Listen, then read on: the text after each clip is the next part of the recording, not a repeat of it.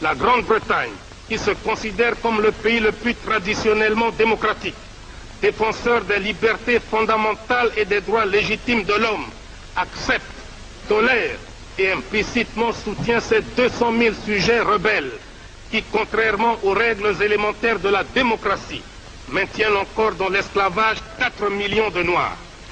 La situation des territoires portugais et britanniques se prolonge jusqu'en Afrique du Sud. Ce pays est le seul sur cette terre des hommes où les Blancs ont élevé la ségrégation au niveau d'institutions. Et le terme apartheid n'existerait pas dans le langage humain si les Blancs n'étaient pas en Afrique du Sud. Au lieu d'être logiques avec eux-mêmes, en laissant les Blancs et les Noirs séparés, chaque groupe se développant de sa manière, les Blancs poussent leur barbarie en exploitant l'homme noir comme du temps de l'esclavagisme suranné.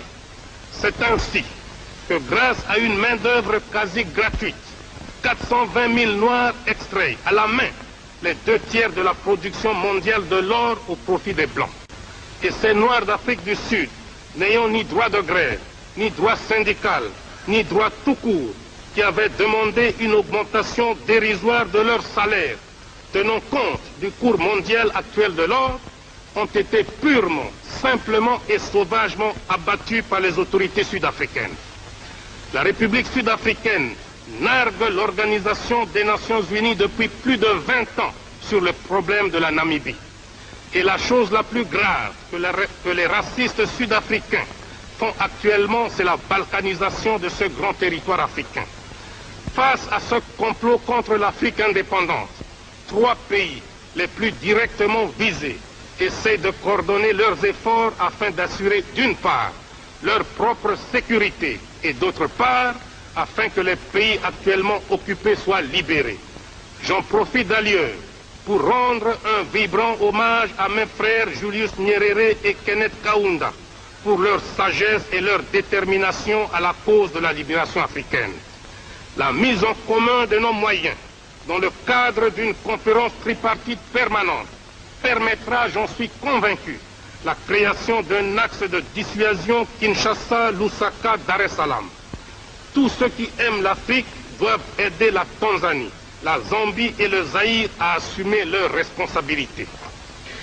Monsieur le Président, le Zaïre s'est associé à plusieurs reprises à d'autres États africains pour convaincre et persuader les racistes de l'Afrique australe de sortir de leur mauvais chemin, notamment par le manifeste de Lusaka. À cette attitude de bonne volonté, il nous a été opposé un mépris total. Aujourd'hui que nous avons la stabilité politique, économique et sociale, nous ne pouvons nous sentir heureux chez nous tant que nos frères d'Angola, de Mozambique, de Zimbabwe, d'Afrique du Sud et de Namibie ploient encore sous le joug des colonialistes portugais, des colons britanniques de Rhodésie et des racistes sud-africains. D'ailleurs, le Zaïre est le trait d'union entre plusieurs pays de l'Afrique centrale. Il est entouré de pays francophones, anglophones, lusophones, arabophones. Frantz Fanon ne disait-il pas que l'Afrique a la forme d'un revolver dont la gâchette est placée au Zaïre? En conséquence,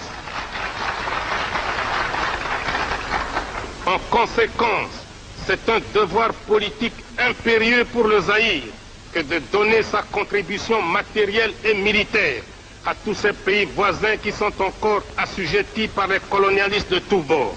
Aussi, les filles et les fils du Zaïre m'ont-ils chargé de vous dire qu'à partir de maintenant, le Zaïre tout entier est mobilisé pour combattre tous les racistes et colonialistes de l'Afrique australe.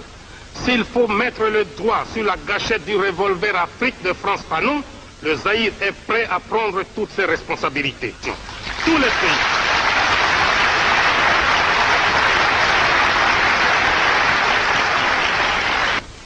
Disent nos amis, seront, je l'espère, de notre côté et de façon tangible. Car pour nous, même la passivité dans ce domaine équivaut à la complicité. Mon pays est prêt à affronter ce combat sacré, quels qu'en soient les sacrifices, et nous ne reculerons jamais, quoi qu'il arrive, quoi qu'il en coûte. Le combat de la libération africaine possède aussi ses moments de satisfaction. Et c'est avec enthousiasme que nous avons salué la naissance d'un nouvel État indépendant, la Guinée-Bissau. Et le Zaïre sont prêts d'appuyer la candidature de ce nouvel État comme membre de notre organisation.